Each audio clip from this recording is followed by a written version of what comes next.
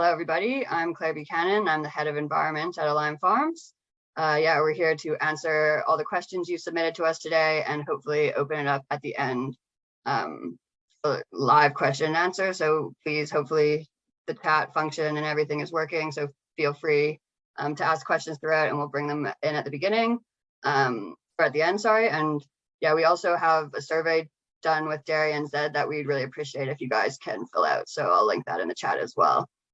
So we're joined today by Rhys and Kiri Roberts and Canaan and yeah, we'll just get straight into the questions. So first question that was sent through was around animal health, and have you done any blood on the cows, and what are the differences between the trace element levels? Yeah, so we have done rigorous testing, especially for the spring, and to date we haven't seen any differences in trace elements. However, we are noticing some iodine levels are slightly lower at the moment, which we'll address, but there's nothing definitive in the trace elements to date between the two herds.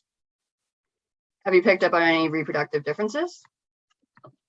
Only small differences. So the conventional was 1% up on submission rate. So I think they got to about 94. They're at about 94% now, and the Regen's at 93.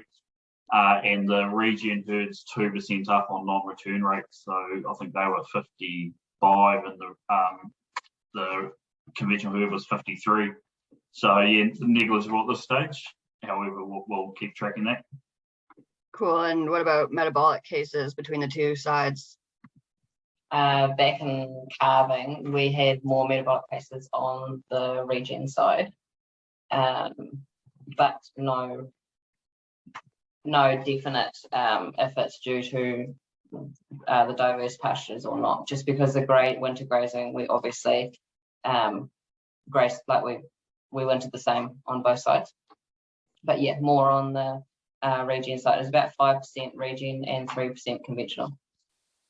It's about 26 cases on the Regen, 26 on the Regen, 16 on conventional from memory. Yeah. Can you go into a bit more of the detailed differences of the animal health cost between the two systems? Yeah, at this stage we're looking at about $75 a cow on the Regen and $60 a cow on the conventional, which is we spent a bit more on mastitis treatments on the regenerative side as per our video last week around cell count. So that's kind of 75 and 60, which is relatively consistent with most of our business. We sit around at 75 mark across most of our businesses. Cool. Someone asked if you think there's a type of cow that would best suit the regen farming. Yeah, I don't think there is really, to be fair. I'd just be focusing on a good type herd, like a good Kiwi cross herd, targeting 450 to 480 kilos dry matter. So you can, I think if you could pull 480 milk solids a cow, which is about 100% of live weight, or 480 cow Frisian, Kiwi cross, I think you're doing exceptionally well. Like you got to take into account on farms in Canterbury, in particular, like walking distance and that. So I feel that 450 to 480 is a good sweet spot for Kiwi cross. What have you seen, Cam? I agree. Unless you're committed to putting in a lot of feed, you might have a Frisian cow that can pull a bit more than that. But in our system, we're not planning to feed excessive amounts per head. So with that, I think the Kiwi cross is much better suited. Great. So we'll move on to some of the questions around pasture and the management of that. So the first one is, what do you think would happen if you put longer round length onto the conventional side and was aiming for a 30-day round length there? You would certainly grow more feed. It's probably one of the things that we're adapting across all of our farms at the moment, is trying to slow our round length down to maximise that that blazer growth when we've got like grass grows grass is the old analogy. So I certainly believe that it's important to look to push our round lengths across our conventional side. So at the moment, we're certainly getting good growth in that last week on the Regen side. Like once pastures get to like 3.5 cover, they get to 4.5 within 5 days, 6 days. So that's been quite beneficial. So we wouldn't go to 30 to 35 days on the conventional, but we are looking at like 25 to 27, and probably a bit more rigorous topping or mowing just to tidy up a few paddocks if we lose quality. But I certainly believe that's one of the key learnings that we've taken out of the Regen that we'd adapt into the conventional is longer grazing grounds. It's usually seen as well. You do a whole round less. 3 days extra on your round length over 10 rounds is 30 days, which is a whole round length, which is that's 25 units of N or kilos of N. So that's quite pivotal when you're trying to get your N down. So what are you seeing out there, Kane? You see a lot more farms than me. Yeah, agree. Probably the only catch with that is when you're in that transitioning phase. So for us, even on conventional, if you were at a high end status like 280 as we were, and you drop that really fast and you push your round length out, ryegrass will shut down. It's used to being fed all the time, and then you kind of take that out and you have it adjusted for over a certain period of time. Like our hopes are, as we build nutrient density by what we offer that plant, we can push the round out in terms of days, but the plant won't go reproductive or shut down, and it takes time to achieve that.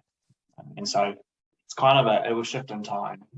Quietly, we're just working our way to get there. Great. So there was quite a bit of interest about the biodiversity pods, and people wanted you to elaborate on the details of what you're envisioning there. Yeah, I guess the vision is to try and streamline diversity to a degree. Like we feel that there's huge benefits from having 8 to 15 species in your pasture mix over say 95% of your platform.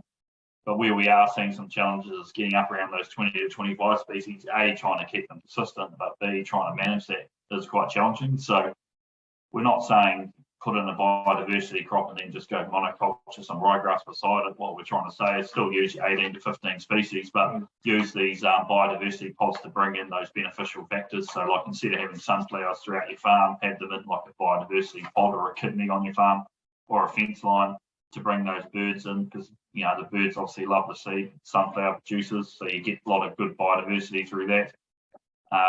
So we feel that is quite a critical journey that we're on, is trying to how do we get our bird life, bee life, and any other beneficial insects into our farm. So we feel that these biodiversity pods is a smarter way of doing it rather than just blanketing 25 species across every paddock. Kiri's obviously dealt with some of the positives of the diverse, like those high-end diverse crops, and also some of the negatives. And we just feel at the moment that's a better idea, but we're still learning that. But I certainly don't recommend just putting 10 species in a little 2% kidney shape on your farm and then expect your biodiversity to return. I think you need to it needs to be a bit more than that. Cool. So what is the plan on the regen side for regrassing going forward? I don't really reckon we've had too much of a plan, to be fair, but like if we regrass 10 hectares to put into like a cover crop or a diverse crop, that would be 7% of the platform. So I'm kind of running with 7% as the game plan at the moment. But one thing we don't know is how persistent these pastures are going to be. Like on one hand, if plants become less palatable, then they're going to be more persistent than the more palatable ones that get grazed harder. So because we're leaving higher covers, we still have areas of our paddock that get grazed to 1400, even though our cover that we're leaving is 2500. So, that's an issue long term around persistency of some of our more palatable feeds may get over the graze and then not be as persistent. So we really don't know. Like in a perfect world, because we're leaving higher covers and going to seed, you would argue that every year we're reseeding our pastures. So maybe we won't need to regrass, but at this stage we're kind of targeting 7% is probably a target. But and on our conventional farms we target 10%, but realistically we've probably been averaging maybe 5 or 6%, to be fair, just solely through you might have a late lactation crop that you regrass and then maybe one other paddock which gets to 4 to 6%. We haven't really, 10's always been the utopia, but just haven't quite got there for numerous reasons. But we still have 40 hectares out of the 148 that are still in ryegrass clover, and they've been treated like the diverse mix, so no synthetics, and same brews going on them as the diverse pastures. So we still have them to, I guess, tackle in regards to regrassing. And if we could go a bit more feed, that's our plan, is to try and at least knock out one of them. One of them actually has been direct drilled it's ryegrass clover, but it has been direct drilled with diverse grasses, and that's actually worked reasonably well. And you're getting quite a bit of diversity come through, and that wasn't sprayed out or anything. So that was quite a cool test, and hopefully if we can get it quite a lot higher cover, we'll be able to see how much diversity has actually come through on that. Another thing I'd add to that is in our paddocks that haven't gone through like a mixed species period of time, they probably aren't functioning at a soil level quite how we'd like them to just yet. And really we're trying to experiment with, do we have to run through that process in order to get there? And what does that look like? We're still finding our feet with that. And so that's one of the advantages of having them almost come from a status quo is, if your whole platform was that, is that something that physically would land you where you're hoping to land, or do we have some things that we need to bear in mind with that? Great. So someone's asked, what is the ME at 2800 cover? Yeah, it's a question that we're going to do another test at the moment, so that's coming up in the next week. But the test we did in October, conventional side was 12.3 and the Regen was 12.1. However, we feel that has dropped off. If you watch our milk production, we've reduced our Regen sides, decreased by about 0.1 of the milk solid over the last 2 weeks. So there's two things that's going on there. One is the reduction in grain, like that's been almost taken right out of the system. And also, as our covers have lifted, quality has dropped off. So we are doing a bit of topping at the moment. We've topped one paddock to date, and there's probably there's definitely two that need to be topped. 5 and 7 are probably the next cabs off the rank for topping. The rest we're pretty happy with quality, but we'll just monitor that as we go. But certainly 26 appears to be the sweet spot of pasture cover. 28 is certainly up there. 26 is kind of where we're settling. It's like not a bad balance between not too much feed, but also not too little. So yeah, we are our covers dropped below 2600 at the moment on the farm, and our conventional size back as well. So last week's growth rates weren't great across both sides of the farm. So we are experiencing a wee bit of a tight pinch at the moment. So the cows are actually grazing a bit lower on the Regen. Like one of the paddocks I ran over, I think they went in there on Monday or Tuesday. They probably dropped that to 1800 rather than the 2500. So yeah, we just try. We're still getting our balance right in that space, but we don't always. It depends what the season throws at you, and during different times of the year, we do graze conventionally, so a lot lower covers, and we don't actually. It doesn't really bother us, because it gives us time to have a good clean up. It's obviously easier to do that with the cows than get the topper out there. So I'm more inclined to do that with the cows, or cut silage or something, than just go out there and top. Do we have any data on the clover content? No, so we are going to do some botanicals.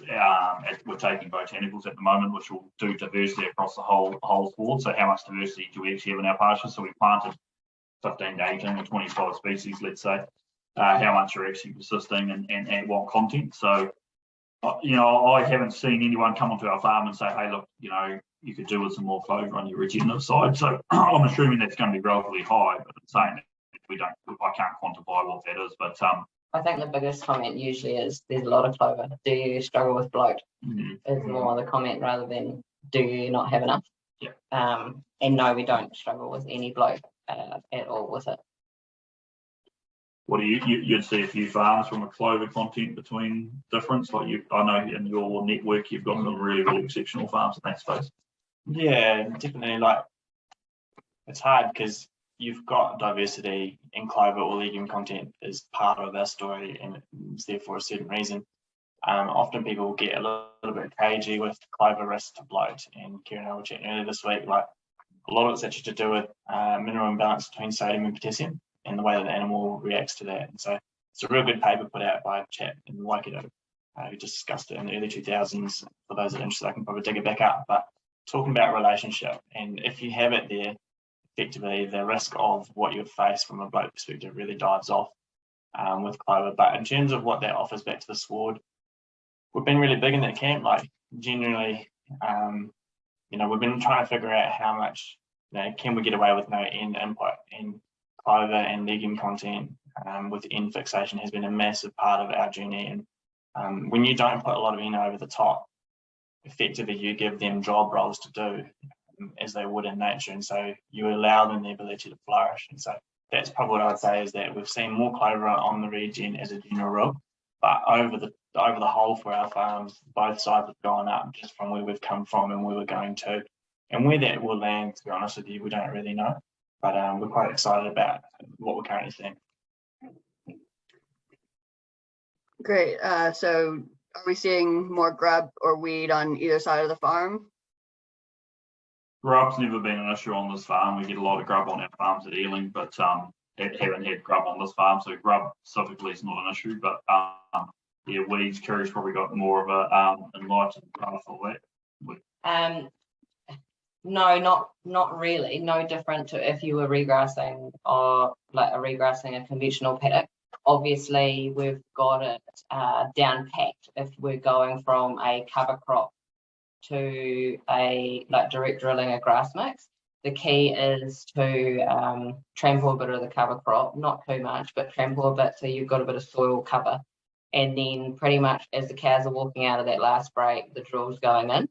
That has been huge. We didn't do that so much in the first year, and we got a lot of thistles and other weeds come through. So that's been huge. We've trialled that with 2 paddocks now where we go straight in with the cows, and it's made a massive difference. We might just do a couple of spot spray. We do spot spray initially in those paddocks when they're coming into their first few rounds. Initially I actually did not spray, and I just left it because I was advised that you could just leave it and it'll go away, and I can confirm they don't go away, so don't do that. But yeah, so it's actually no different to the conventional side, and I was nervous about spot spraying because there's so much more diversity in those pastures, like how much more are you going to kill? But we don't notice anything. I think it's obviously got to be a bit careful, but we literally only notice from above ground, we only notice the thistle dies. We have got a lot of dock. That seems to be the one that's most persistent to date, and there's differing views on the success of dock. And then what probably further to, I think the most critical point to managing weeds is getting your row spacing as tight as you can on any regrass, because you're not using the spray in behind to tidy up. The tighter you can get your row spacing, and the better. Is probably the most critical step that we would take to manage weeds. So, the dock is just kind of, it comes and goes. I think it's just the same as the conventional system. I see you got a question there about pasture, Claire, from Jeff around managing flowers and arable crops. We could probably address that one now. Yeah. So how do you deal with that risk and not threatening cropping farmers? Yeah, obviously one of our Regen interpretations is engage community. So the quickest way to disengage a community is just plant a heap of radish and let it go to seed right next to a cropping farmer. So obviously that's an important piece of the jigsaw that we need to manage, and we take our responsibilities there really seriously. So we've tried to engage with the arable sector and work out what are the critical, like radish is one that's certainly been brought up. So we just eliminate radish from our seed mixes first and foremost. And also engage them in your farm. So if you do want to go down this pathway, my view would be work out who are your affected stakeholders, whatever that may be.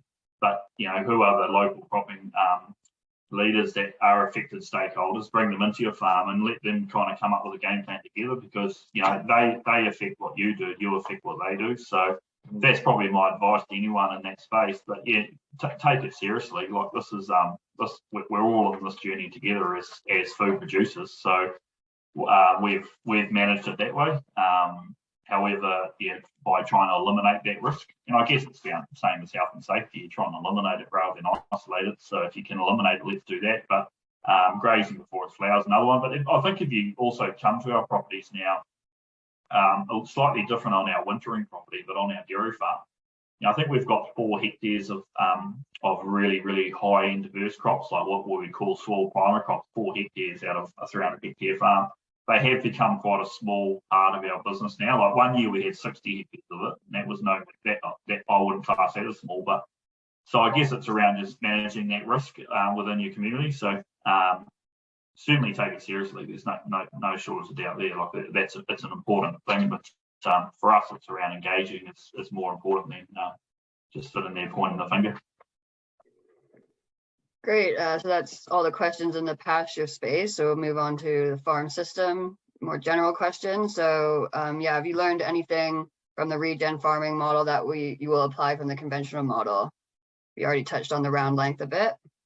Yeah, so 3 that I've got is longer grazing rounds, lower stocking rates, and optimising or reducing our end levels. So longer grazing rounds going from say 23 up to 26, I think is something that we'd do. Lower stocking rates, we've traditionally been 4 to 4.2 on our conventional farms, bringing that to 3.5. And then obviously our end usage on our conventional farms, in the last couple of years has been down around that 180, but it has historically been up around 280. So I look at 180 now and say, hey, look, we've got 148 hectares operating at say 5, and another 1,200 hectares operating at 190. There's 80 on the card. So certainly we want to tread carefully in this space, but we're certainly going to be looking at end differently. I remember when Canaan came to us a couple of years ago, we used to historically put on 120 kilos of ammo in our first round, regardless. So that was just like, if you didn't do that, that's the critical step of farming, is get as much ammo on up early. And then Kane come along with his grand ideas at 65 or 70. Oh, geez, this is a bit pioneering. This is at the bleeding edge, but we've done that. I think we're into our 3rd season of doing that now. Yeah, it's going well. To be fair too, like this year, last season we had 2 of our farms use ammo 30 at literally 30 kilograms per hectare until we grew more than 30. That was the rule that we established. And what was really amazing was we got to the end of first round and no difference in terms of where we were positioned to all of our neighbours who blew 120. So I guess for us it was around, the soil temperatures are the most limiting thing at that point. So why are we throwing more? And this season we came out of a really hard winter. We had floods on a couple of our properties. It was a hard, wet winter, and we made the call as management effectively to we're under the pump, seriously under the pump. How do we mitigate this risk? And we basically made the call that we're going to up the rate and trying to do the best thing that we could to steal that division and be like, hey, we put that to rest. Whatever supplement we need now to poke that gap, we're going to have to do. And that's part of, I guess, living life. Things change and don't always go to plan, and how do we deal with that? So having enough scope that we could actually move our N up effectively to help try and alleviate that pressure was really awesome. But a lot of farmers wouldn't have that grace in today's affairs with just where they currently sit. Great. And touched on it briefly, but are you comfortable with the current stocking rates on each side of the farm? Yeah, I feel we could definitely increase them both, but probably won't.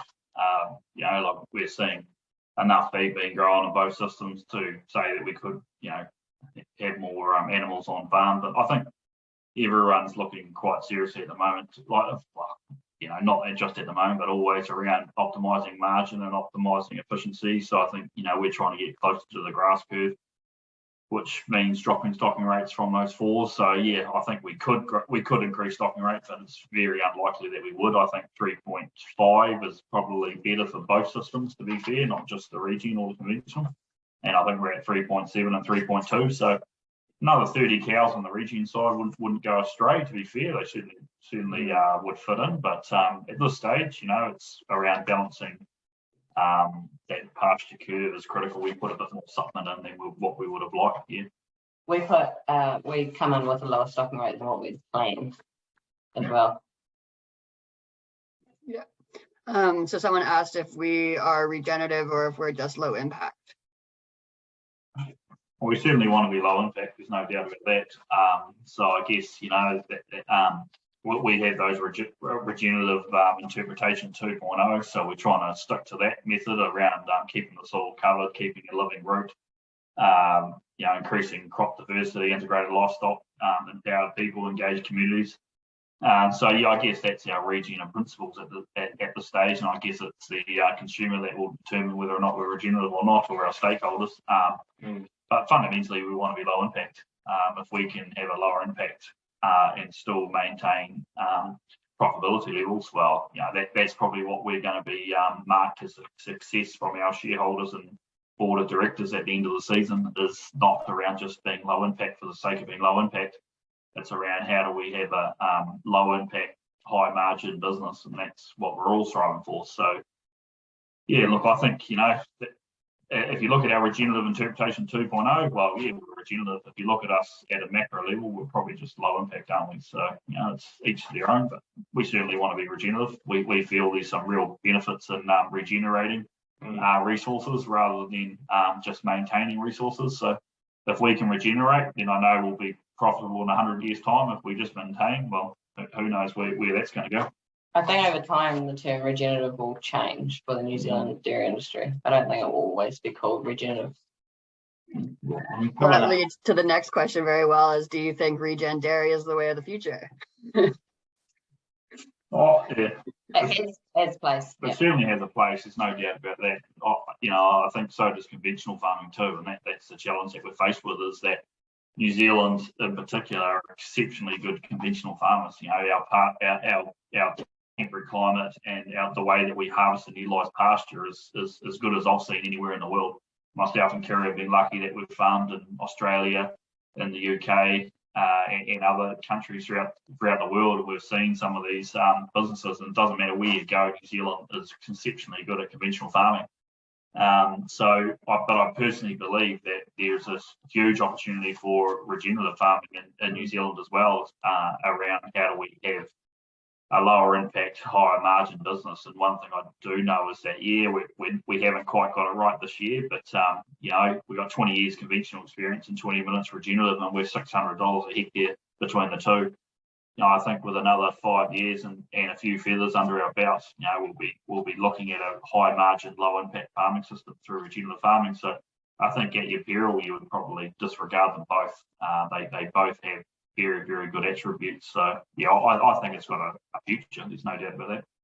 I think 3 years ago when Rhys said to me, let's try this, I said no way, because I quite like the conventional system.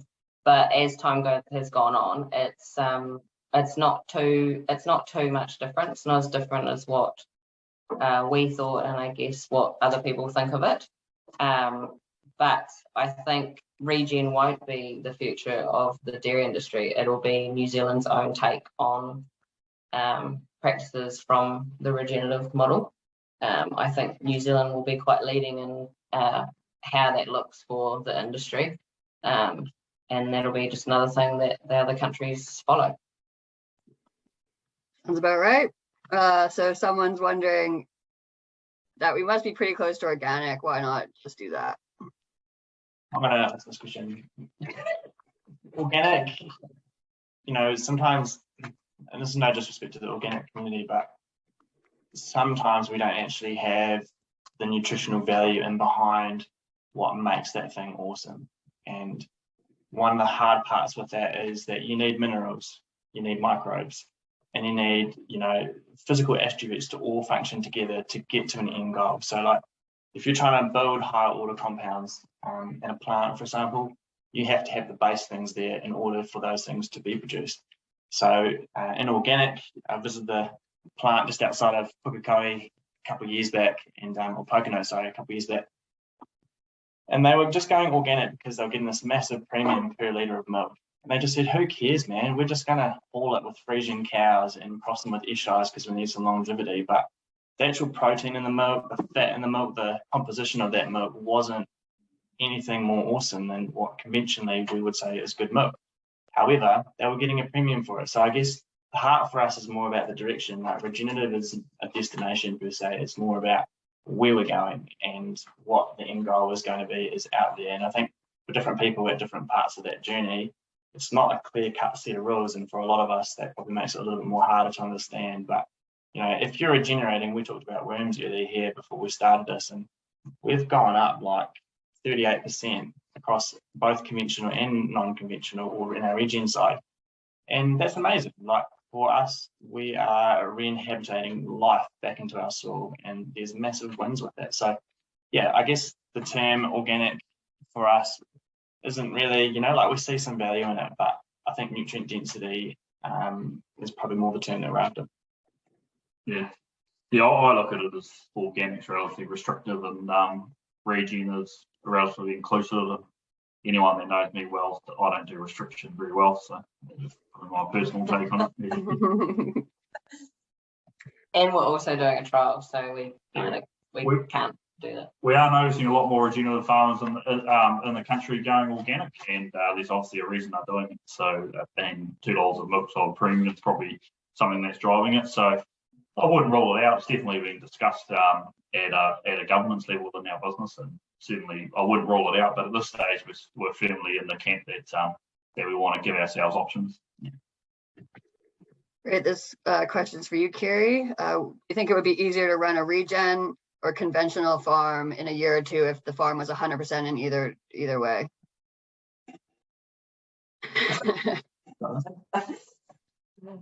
I think I've said many times that from an animal perspective, soil,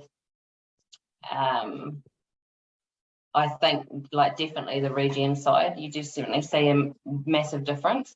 The team have noticed a massive difference. Even in our first year of trying diverse pastures, we noticed a difference in the cows. I couldn't ever put my finger on it, what it actually was. But they just look different, and we have had people come on farm and say between the two they do look different. There's something different about them.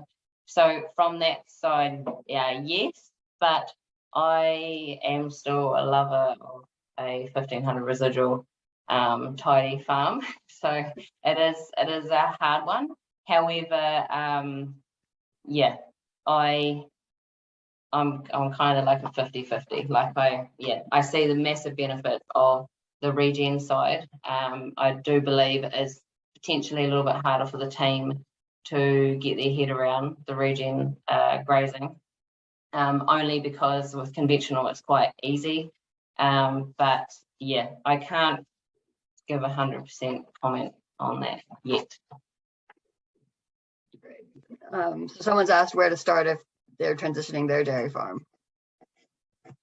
Well, probably the first part would be to start adding diversity to your crops or your pasture species. So if you're regrassing a pasture, your next one you add a couple of different types of clovers, couple of different types of grasses, some chicory, some plantain, and start there.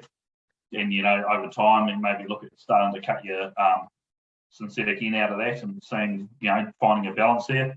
Another way is looking at your most compacted paddock on farm, or the poorest performing paddock, and looking to put it into a diverse cover crop, and visually seeing the benefits that you can get from putting more roots into the ground and freeing up and aerating the soils are probably the two areas that I would look at.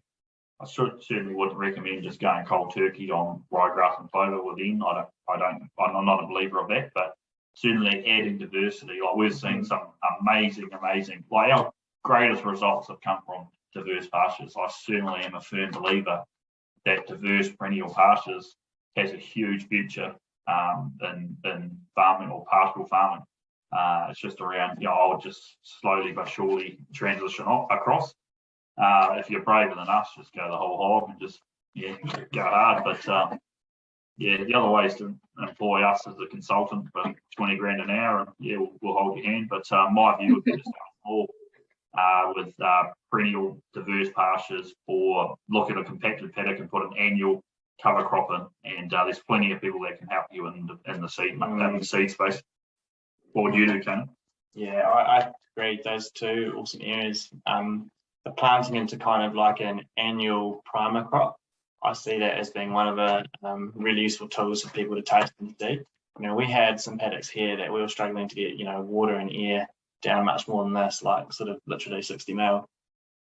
Physically in 3 months after having that primer mix in, we were getting down to 120 mil, and all of us were shocked. We were like, we've never seen this before. So, when you start talking about soil dynamics and how that basically then feeds back to the plant, like there's some massive wins to be had there. And we're seeing some of that, you know, the outright of just tonnage per, you know, in year one when we cracked into this, from the point that it went in the ground to when we grazed it the first time, we'd worked out that every day that crop grew 122 kilograms per hectare, which is just like per day.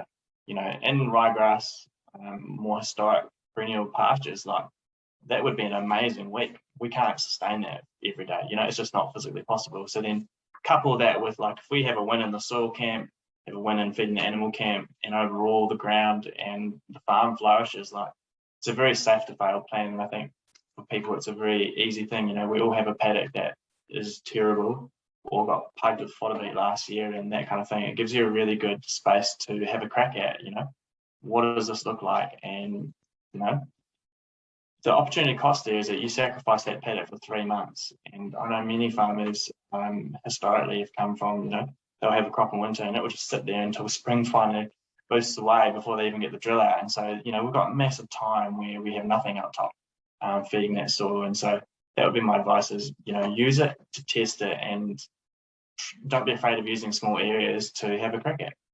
We now look at, when we talk about problem areas on the farm, paddocks and things like that, we do go back to that cover crop because I am a big believer of it. And so is the team.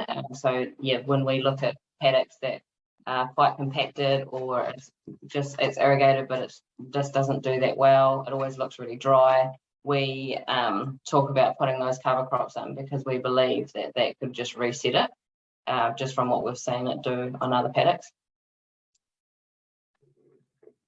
So someone's asking what a regen system would look like from a wintering perspective. Yeah, I think there's two ways you can look at that. It's either looking at a bale grazing system or looking at a multi-diverse crop system. So we're looking at both of them. Bale grazing is by using pasture and then putting hay bales in to try and lift the density or stocking rate on that pasture and keep a living root. And multi-grazing diverse pastures is putting in diverse pastures, trying to get up to 9 to 10 tonne, similar to a kale yield, and wintering similar to a kale species. Are probably the two different ones, which we'll put some more information on our website about that. Yes, so there's some good stuff in that space at the moment. I would invite you to go and watch their video. That's really good. I think please just put it up, Exon. Yeah, just put up the link if you guys want to watch that, and there's a bit more details about how the different systems can look. So yeah, I might move on to the financials now. So how are you planning on lifting profitability between the regen and the conventional systems? Well, I think milk production per cow needs to increase. We need to get better at that. Like it's good, but it's certainly not great. So that's an area that I think we can get better with, coming in with a higher cover. So I certainly want to touch on that. And then just with those lower covers, we put in more supplement than what we expected.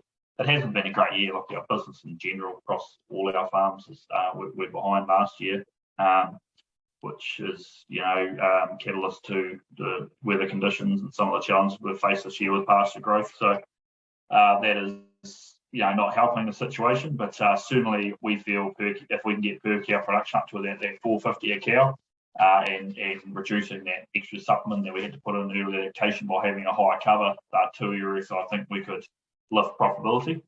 But certainly, we're getting some wins at the moment, and some of the inflationary pressure we have out there, like urea at the moment. I think 11.90 is the latest price off the cab, and I think we'd be foolish to think that's where it's going to stop. Well, that's certainly having some big wins in the regenerative space at the moment, like our fertiliser bills. It's going to be a quarter of the conventional at the moment. Like we're up 40 grand on our conventional side. Fertiliser bill at the moment, just trying to cop this urea inflationary pressure that we've got. So that are the two big ones that we need to do, is milk production per cow and optimising supplement. I think will go a long way. And just how are you tracking with actuals versus budget? We're 6% up on our conventional side and 4% up on our regen side. So the 6% is largely made up of animal health costs are up, which is probably a result of the collars. And then fertiliser is up about 40 grand on the regen, 37.5, I believe. And then on the Regen side, animal health is up, which is collars plus probably some mastitis challenges. And we're up 12,000 on fertiliser to budget. And that was, we didn't expect the 4 ryegrass white clover paddocks that are in our Regen side. We didn't expect them to be as poor as what they've been this year. They've been quite a limiting factor. So we applied about 4 tonne or 4.5 tonne of pig manure, which was about 12.5 grand worth, well, probably 2 months ago. That was more just trying to throw as much tools as we could at it. Too early to say if that was a good investment or not. So that's kind of, I think we're 70 grand up on the conventional side and 22 grand up on the Regen side. So 495 farm working expense on our conventional and 451 on our Regen side, which obviously sounds quite high, but I think if you all went home and looked at it, it's pretty consistent with where other businesses are at the moment, is where the inflationary thief is certainly at work. So in terms of the milk and the actual product we're producing, people are wondering if we think there's a competitive edge of the Regen milk versus the conventional, or if we think one is more nutritious. Yeah, it's a good question, something that we are testing. So we're sending away some samples at the moment to get tested for nutrient density and seeing if there is a link. We assume that there will be, to put it out there. That's our assumption. So we want to see if we can prove that correct. And then, like me, first and foremost, I believe we have to be profitable within the farm gate first and foremost. Like today's value adds tomorrow's commodity. If we just sit there thinking, oh, don't worry, we'll get a premium, she'll be fine. Well, that's great, but it's not very sustainable long term. So I look at being profitable before it leaves our farm first. But certainly, if there's a premium to be made, well, firstly, we'll be putting our hand up to try and drive that, and secondly, we'll be grabbing it. So we would be foolish to not try and harvest the premium out of what we're trying to do here. Yeah. Great. So that's most of the financial questions. We'll move on to fertility. So someone's asked if you'd recommend cutting out urea from the ryegrass white clover mix, and someone else asked that no urea is amazing, and how long do you think it will last? Well, I think the definitive answer is no. We would not recommend putting in out of your ryegrass clover paddocks. We haven't had great results in that place. We have, when they've been through diversity for some time, it's working really, really well. We're really, really impressed with these paddocks on our farm. Haven't had synthetic in for 24, 28 months now. So no, we're really, really pleased with that. But certainly the ones that come out of it last year, they're just not performing at all well. So first and foremost, to the first question, no. And with the how long will it last? Well, we're doing pasture walks every week, so we'll find out pretty quickly, and you'll be the first to know about it. So far, so good. And there's like a lot of nitrogen in it. If you stack it out in numbers, you're talking like tons and tons per hectare. So, as long as we have the ability for our biology to then fix it and then feed that back to the plant, I don't see that being something that's going to be shortcut by time. The question really is like, what do we do to stay in that space to keep that cycling? And that's probably more the focal point for us. Yeah. I don't notice any difference in not using urea or any synthetics on the diverse side. I don't even want it as such. I don't crave for it or anything. But on those 4 ryegrass paddocks that are on the Regen side, it's definitely been extremely challenging and really not something I thought about going into this season. I kind of pictured the ryegrass to do what it does on the conventional side. I didn't think about it not having any synthetics and the implications that have come with it. Cool. So someone got. Oops, sorry. We understand that we could lift profitability by putting urea onto the Regen side if we chose to, but once you do it, you'll never know what it would have done. So we're willing to take that risk. So there's a trial risk, but then there's also the opportunity risk that we're highly aware of. Like, if we've got to not do it to understand what it doesn't do. So it's kind of we get that, but we're trying to work out what it is. That will happen. Following up to that statement, do you have any data to share on soil fertility? We do. We've got quite a lot in terms of like trends and historic, just right up to where we are at today. Historically, we've been quite poor for fertility. So like if you looked at historic Olsen Ps, we'd range between like 9s and 15s, And that's not really a be all end all number for us, but we have been trying to slowly work our way and a trajectory out of that. So we do things a little bit different here in terms of what we use for formats. We buffer things, and we have a few techniques in the background to help us get there. But in the same token, like, I don't necessarily think that, you know, we proved last year across all our dairy farms here, no one went backwards in P. We use like literally a third of what the industry would use for P. And, you know, you need 40 units to grow 1,000 kilograms of milk solids kind of thing. We just ignore. Now, that's not just ignoring from a defiance point of view, but personally, I don't think we don't have our system functioning to take phosphate sources that have been tied up to things like aluminium and iron and then making it unavailable. So it's been a massive part and function for us here is like, how do we actually make our soil function rather than just like throwing half of Africa. And so, yes, we do have soil data, and we can see some of that. We've got some good trends.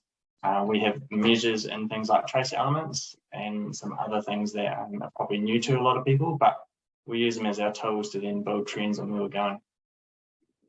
Great, so we've got a live question that's probably geared towards Canaan. So Cameron has asked, what are your inputs in Regen, and are you looking at different products and brews? And then Dave has also asked, are you introducing any biology? Good question. So we're using a mixture of both.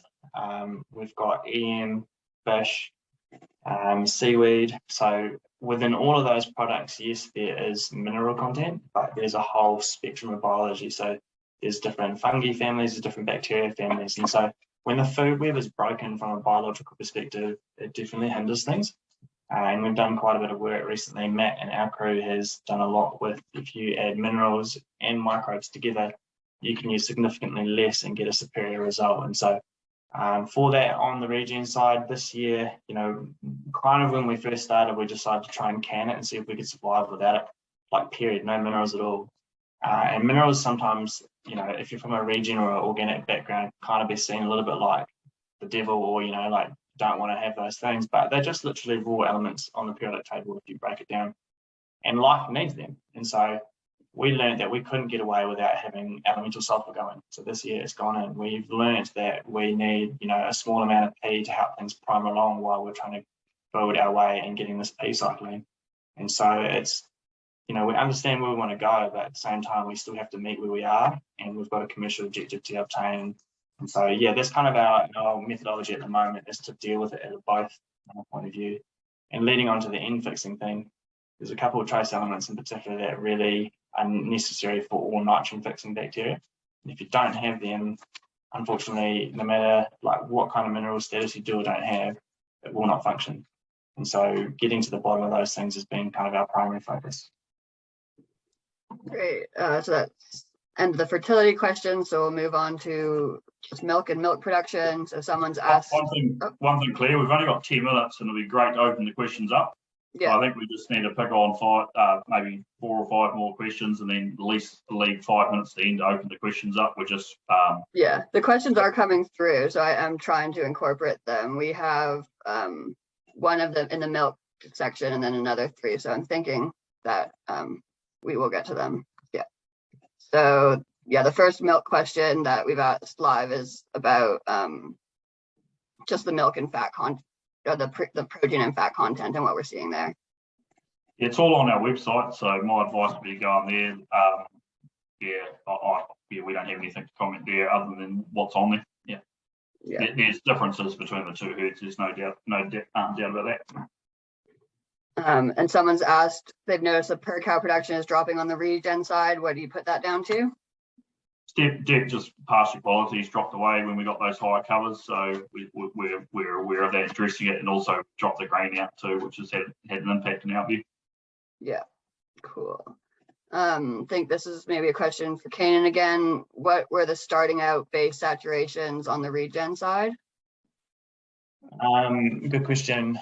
When we first were involved with Clearview, regardless of what side we're dealing with, we had massive issues. Like some of our lowest calciums were like 40s up to early 50s, and we're kind of trying to push that up to late 60s to 70. And so on the Regen side, we've probably invested, like over the last 4 years, a lot of money in calcium, because that has been one of our fundamental issues. And so what Cam's probably getting at there is we need calcium for structure. And if you don't have enough calcium, like that hinders a lot of things. So yes, it's been one of the primary things we've been working away on. Great. So someone else has asked, what's the differences in irrigation, and have you noticed or tested a difference in water holding capacity? We put pivot samples on each pivot, so we'll be able to give you more around water application. And I believe there is some work, Claire, that you'll probably best answer around that is going on in that water holding capacity, but it's certainly an area that's important to us. We see a critical story is if we could reduce our water usage. That would be like at times we're using 40% less water on our regenerative side, so we need to quantify that first. If we had a VRI system, we would be able to do that, and we would significantly drop the amount of water going on to the diverse, especially when we had those big cover crops. You pretty much could water, and then you wouldn't have to put anything on for quite a while, because the amount of moisture that they hold, once they get to once they get over 10 tonne, they just hold everything, and you almost can water them too much. So yeah, if we had VRI, it would be great to be able to put it where we want it. So yeah, huge difference. Cool. So someone's asked if we're seeing a change in pregnancy rates, in the in-calf rate and the spread, and they're wondering if we could extending the longevity in cow life could reduce the new heifers that are introduced, and if this cost benefit is being taken into account. Yeah, no, we haven't, but we certainly worked out that if we could reduce so we don't know pregnancy rates, we don't know conception rates. We know our submission rate was 1% higher on a conventional herd, and non-return rate was 2% higher on our regenerative, which would say conception rate would likely be higher on our regenerative side, which is a good story. But we have done some numbers for us to be profitable versus conventional. If we drop, I think our long-term average on this farm for empty rates 13%. If we drop that to 10%, and then accordingly dropped all the the replacement rates down accordingly, we would be equal profitability. So there's certainly, I believe it's a great question and something that I'm acutely aware of, that if there is a benefit between regenerative farming and lowering stocking rates, which we will be seriously looking at, I think there's going to be some real wins to be had in that space, because from an overall macro picture, less young stock will mean less environmental. Well, from a GHG perspective, that'll be a big win for us. So we would love to be able to. We're currently replacing 22% a year, or rearing 22% a year. Like, if we could get that down to 15, that'll have a significant impact to profitability on our farms. Cool. So what role has the tow invert played in managing the farm system? Yeah, it's been awesome, eh? I think as an industry, a lot of people are down on the concept of foliar, but we've tested it out on a lot of different properties. Here we're serviced by Fert Solutions, and they do an awesome job for us. And we've worked out we need to kind of amalgamate some solid with tow invert to try and help us round out what we're trying to achieve. But as an advantage, I encourage people to go do some homework. There's actually some neat papers put out just here in Ashburton in 2012 by Nikki Watts with Philip Schofield, literally just up the road from us here. And it's awesome, peer-reviewed science that people have really nut through, but it's just not publicised because it probably intimidates people making money in the spaces that people currently do. And so I think there's probably another question that we've really tried to use is, how do we reduce our impacts in terms of what we're putting in? Yep, our costs of application, justifiably go up, but the overall outcome is a win-win for us. And so it's definitely been a really important part of our story here. Great. So this one of the last questions we've got live is, how come there wasn't the incorporation of Italian ryegrass into the regen mix? It's a great buffer for production and to allow regen mixes to develop. And do you think you might try in the future to increase production through the transition period? I believe there is, Italian ryegrass in the mixes, so that is the case. So we're certainly putting multiple types of grasses into the mix. There's no doubt about that. So we do believe that getting the balance right between grass and clover, chicory, plantain, they're the big ones for us. Getting that balance right is critical. However, yes, it is a balance, and that's something, ryegrass just really is very, very dominant if you let it, and you lose a lot of your species by it. So one of the challenges is with heading dates as well with ryegrass that, at 22 days or 25 days when ryegrass starts going to seed in Canterbury, half the species haven't even got up. Like we see huge lifts in species. Like if you look at botanicals on like week 1, there's just ryegrass and clover left, and then by the time you get to week 5 or 6, ready for grazing again, there might be 15 to 20 species back in the pastures. So one of the challenges of having too much ryegrass is to keep quality, you're having to nip it off too quickly, which is suppressing all the other diversity. So it's around getting that balance right between productivity and diversity and managing that, which is technical and challenging. So. I'd say it's probably something we try to steer away from a little bit, from advice that come into the team around like not having ryegrass inclusions. In year 1 in particular, like we just left it out altogether. But that's definitely something that we've realised, like, it's not, it has a part to play, I guess you would say, and how it contributes to what we're trying to achieve. Yeah. Great. So I think that was most of the live questions. So we'll go back to our list. Canaan, maybe these are for you. Do we do any visual soil assessments, and has worm life been increasing? Those are 2 questions, but related. Yeah, good. Just bear with me, I'll pull up our stats. The short answer is yes. If we look at structure both on Regen and our like conventional, our soil prices increased between 12 and sort of 23% would be the upper tier limit there. And that also correlates with worm life. Like we had worm counts that have jumped up. Literally, the last jump that we had this year was 46%. We had one farm or one paddock that went backwards, but out of the 8 different BSAs we did, we moved forwards. And so for us, physically, like worms are a really good marker post because you can physically see them, right? We've got a lot of microbes in a small bit of soil, and they're like literally nutrient-making bodies. They can produce a lot of calcium, they can make a lot of phosphate available, and so forth. So like they're very useful tools, and I'd say in both camps for us, from where we've come from to where we are now, we're seeing massive improvements, which is a real big win. We're coming up on the end. I'll touch on one question quickly and then I have a final question to wrap it up. People have asked about our overseer numbers, and I will say that our baseline is up now with the overseer updates. It's up to 145 kilograms of N. This was before Align was farming this property. Our conventional system is coming out at 64 kilograms of N per hectare, while our Regen is at 40. So yeah, significant improvements. And the Regen space, the Regen model will not be taking into account the diverse pastures and the benefits that those produce. And yeah, so for our last question, what would you say to others that are wanting to make a step towards Regen but don't want to threaten their career or lose credibility? Is there a risk or more of an opportunity in dairy? Yeah, that's a good question. I'm a firm believer of respect over popularity, first and foremost. Like I think that's a critical step to get your heads around. Is respect will outstrip popularity in the long term. And then secondly, focus on low impact farming to start with. That's a more broader way of explaining regenerative principles, and then work from there. So that would be my view. It's we understand it's a real risk, but it's certainly something that we've overcome by me personally.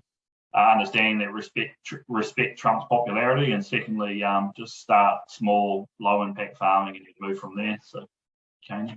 I think something to be pretty proud of. Like it used to be, and you go to the pub and old mate's telling you he's doing so many solids, and then you find out he's putting in like literally a ton of palm kernel, and you're like, oh well, no wonder. I think the bigger picture of where we want to get to for New Zealand is, having a system that is sustainable in the long term, is regenerating itself, is really good on people, is a big one. We've had massive issues in our industry this year with burnout, right through to not having enough people, not being able to attract people. I think the bigger picture is, we want to be here. We're all semi-young, but like we want to be here in 20 years doing what we love, not having burnt out and going to sell houses because we can't be stuffed. Like I think in order for our environment and for the industry to succeed, we really need to start having some other parameters other than just money that we're interested in. And I'm a big believer of where we're heading with this project is going to give us some really cool stuff in that space. Kiri? Great, well, perfect timing, 12 o'clock, look at that. Thanks everybody for joining us. If you, any questions that we didn't manage to get to, I will write them up and put them on the website in the next week or two. Thanks very much for participating, and we would really appreciate it if you could fill out the survey that we've attached and sent out. The more data, the better, and the more farmers that and rural professionals that contribute, the better. So we really appreciate all your time and interest. Thanks everyone. Thank you. Cheers.